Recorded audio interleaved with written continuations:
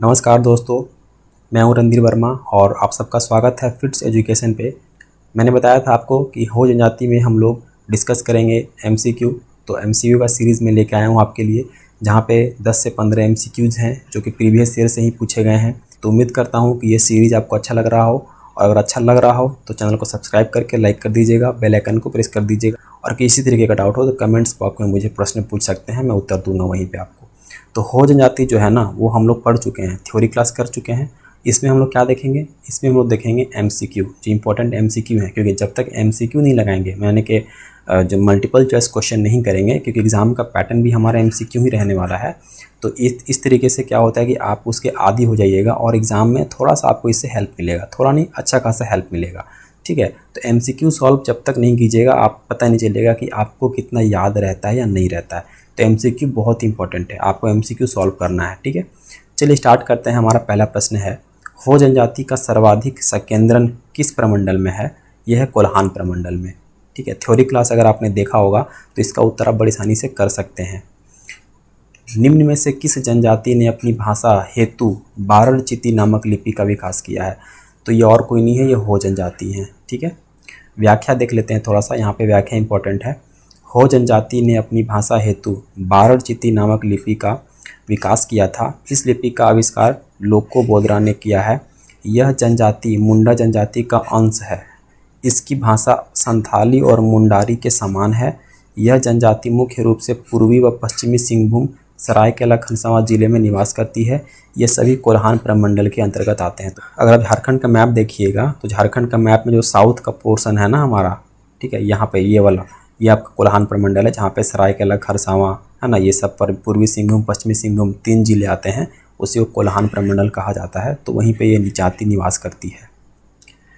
Next है, निम्न कथन की सहायता से जनजातियों को पहचानिए।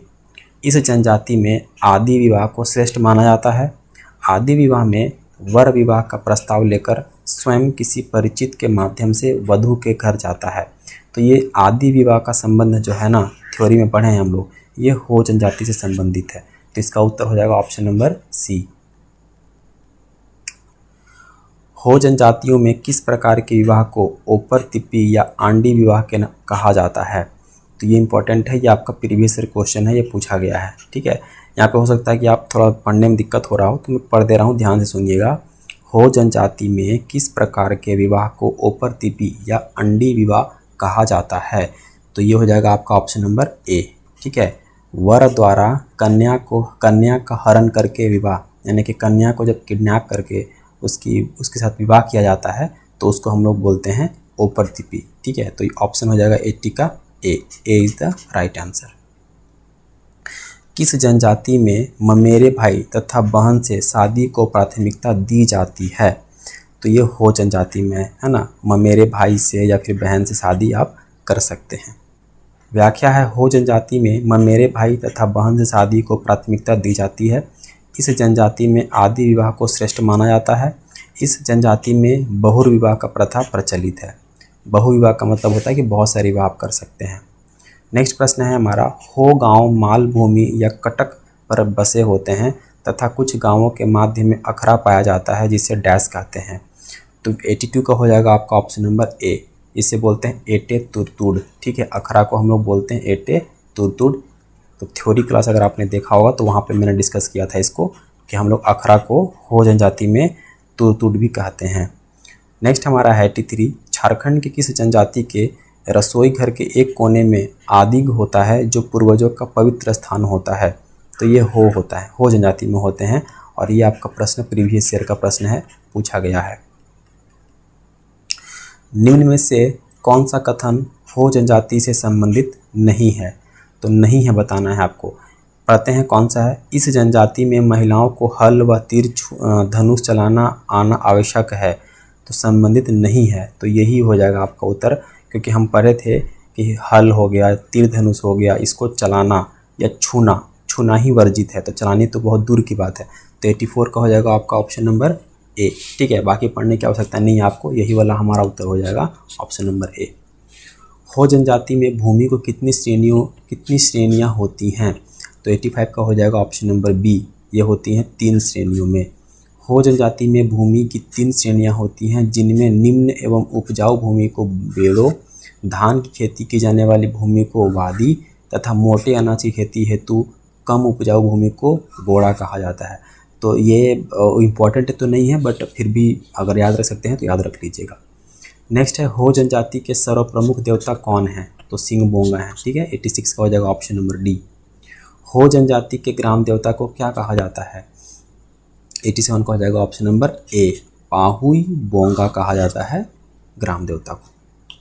चलिए नेक्स्ट हमारा है हो जनजाति से संबंध देवताओं को सुमेलित कीजिए। तो एक तरफ दिया हुआ है यहाँ पे नाम और एक तरफ दिया हुआ है, इधर देवता का नाम दिया हुआ है और इधर दिया हुआ है उनसे संबंधित। ठीक है, तो ओटी बोड़ोम ये किस देवता का नाम है? ये पृथ्वी का नाम है। ठीक है, पृथ्वी देवता का नाम है।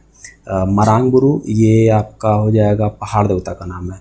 नागे देवता ये नाग देवता का नाम है और दशावली इनके वर्षा देवता का नाम है। तो ये तो 1 2 3 4 सीधा सीधी है, तो ऑप्शन नंबर हमारा हो जाएगा डी, है ना। 1 2 3 4 यानी ए का 1, बी का 2, सी का 3, डी का 4। तो option number B is the right answer. तो यही थे कुछ इंपॉर्टेंट एमसीक्यूज़। उम्मीद करता हूँ कि आपको अच्छा लगा हो। अगर अच्छा लगा हो तो लाइक करके और कमेंट करके मुझे बताइएगा कि ये सीरीज़ आपको कैसा लग रहा है। और किसी तरीके का डाउट हो तो आप मुझे कमेंट करके पूछ सकते हैं, मैं वहीं पे आपका आंसर दे दूँगा। वीडियो को लाइक करके सब्सक्राइब कर दीजिएगा और बेल आइकन को प्रेस कर दीजिएगा। हमने इंपॉर्टेंट 4 जनजातियों को कवर कर लिया है। अब हम देखेंगे जो बचे हुए जनजाति हैं उनमें से पहले जो 1 2 और इंपॉर्टेंट देख लेंगे, जैसे सोरिया पहाड़िया हो गया, कोल हो गया, ये सब भी देख लेंगे। उसके बाद बचे हुए जो जनजाति हैं उसको हम 1 बार में या 2 बार में ख़त्म कर देंगे। ठीक है, एग्जाम पॉइंट ऑफ व्यू से जो इंपॉर्टेंट प्रश्न बनेगा आपका वो हम लोग डिस्कस कर लेंगे। तो इसके बाद हम लोग देखते हैं फिर प्रमुख जो व्यक्तित्व हैं उनको हम देखेंगे, जो झारखंड के जनजातियाँ हो गए। तो फिर मिलते हैं अगले वीडियो में एक नए टॉपिक के साथ। तब तक के लिए नमस्कार, अपना ख्याल रखिएगा और स्टडी करते रहिएगा। मिलते हैं अगले वीडियो में। Thank you so much.